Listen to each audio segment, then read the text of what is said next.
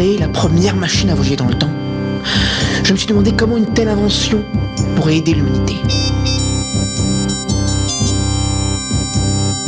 Et je me suis rapidement rendu compte que pour cela, il fallait parfaire la race humaine en découvrant les origines de l'incroyable code génétique qui constitue la perfection biologique que je suis.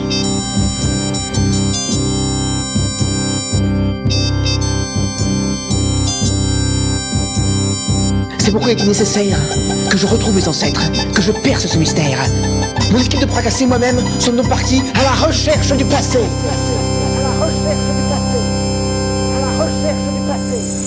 Putain. Mais pourquoi t'as fait ça? C'est lui aussi là, il s'est foutu de mon nom. Mais pourquoi tu l'as buté?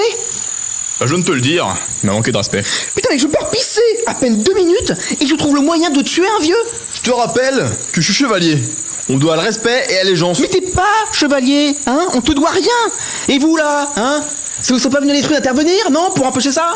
Eh bien, figurez-vous que j'y ai pensé. Mais voyez-vous, mon rôle est celui d'écuyer, et jamais à l'époque un écuyer n'aurait osé se dresser face à son chevalier et maître. Donc, pour des raisons évidentes de cohérence temporelle, j'ai préféré garder mes distances et ne pas intervenir dans son conflit. Qui plus est, il lui a manqué de respect. De cohérence temporelle? Mais vous plaisantez? Il a coupé en deux un mec? Vous imaginez ce que ça va engendrer dans le présent? N'empêche que je l'ai pas loupé, hein. Elle est quand même bien aiguisée cette merde, hein. Elle défonce. Monsieur le virus, je pense que la situation est moins dramatique qu'il n'y paraît. Hein. Regardez ce pauvre homme. Il devait avoir 50 ans, c'est tout à fait exceptionnel pour l'époque. Il devait être en fin de vie, peut-être même allait-il mourir demain.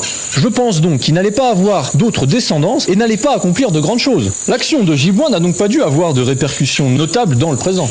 Ah oui, pardon, c'est vrai. C'est juste un mort. Bon, on y va? Alors commence pas, toi, hein. Déjà, tu vas me filer ton épée avant que tu fasses une autre connerie. Il faudra me passer sur le corps maintenant. Bien, très bien. Voyez comme il tient bien son personnage. Tout notre travail a enfin payé. Il y a quelqu'un qui s'approche. Papy, Oh merde. Cache le corps, vite. Mais où? Mais je sais pas, balance-le derrière les buissons, là.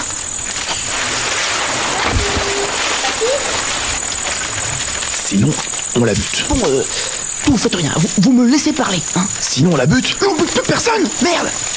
Et surtout, exprimez-vous en vieux français. papy, t'es où papy? Gentes dames, mes hommages, auriez-vous la grâce d'aider quelques humbles voyageurs? Oui, mais auriez-vous vu mon grand-père? Il s'appelle Urbain. Il était parti en avant sur ce chemin. Urbain... Non, ça ne me dit rien. Il ne devait pas être d'une grande importance. Pardon? Vous parlez d'un vieux monsieur avec une chemise beige et un pantalon noir? Oui, c'est ça. Non, c'est pas ça, non, on n'a rien vu, hein. Sinon, vous pourriez nous indiquer le chemin ou la direction de la ville la plus proche? Si vous continuez par là, dans une lieue, vous arriverez à Chinon. Très bien, jeune demoiselle, nous vous remercions et vous souhaitons une agréable journée. Papy, t'es où papy? Papy, Bon. Maintenant qu'on a frôlé la catastrophe, on va pouvoir rejoindre Chinon. Monsieur le duc, est-ce que ça nous arrange, ça, Chinon? Ah, c'est merveilleux. Nous sommes à l'endroit même où le dauphin Charles VII fait ses jours avant le sauvetage d'Orléans. Car c'est ici que se tiendra la rencontre entre le roi Très bien, allons-y, hein. Ce n'est pas loin, c'est donc dans 1 kilomètre par là. Alors, pas 1 kilomètre, monsieur le virus, mais une lieue. Mais alors, ça change quoi, ça? Eh bien, une lieue vaut environ 3,2 km. Mais je vais crever avec mon armure, moi. Écoute, on était tous d'accord sur la répartition des rôles depuis le début. Tous, surtout toi. Exactement, et ça ne fait aucune différence.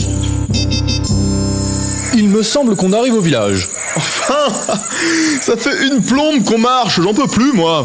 C'est vrai que votre accoutrement doit être difficile à porter. C'est une horreur, ça m'irrite au niveau d'entrejambe. Montrez voir. Vous voyez là, c'est juste là à côté de la... Ça va? Je vous dérange pas? Ah, ça peut paraître cocasse, mais Val me Non, mais montre... je m'en fous, hein. Vous faites ce que vous voulez. Bon, ce qui serait bien quand même, c'est d'essayer de trouver une auberge pour la nuit, hein. Il y a l'air d'avoir un écriteau là-bas. Parce que tu sais lire, toi? Quoi? Qu'est-ce que t'as dit là? Messieurs, s'il vous plaît, hein, je vais essayer de trouver une chambre. C'est bon, j'ai réussi à trouver une chambre et pour 5 pièces de bronze. Autant vous dire que c'est une affaire. Surtout qu'à l'époque, le cours de la monnaie était très fluctuant en raison des tensions entre la France Très et bien. l'Angleterre. Ben, allons-y. Par contre, il n'y a qu'un lit simple et un lit double. Ah, je prends le simple, hein. Puis comme ça, avec Val, vous pourrez vous reluquer toute la soirée, hein. Non mais la vraie raison, c'est que Val se plaignait...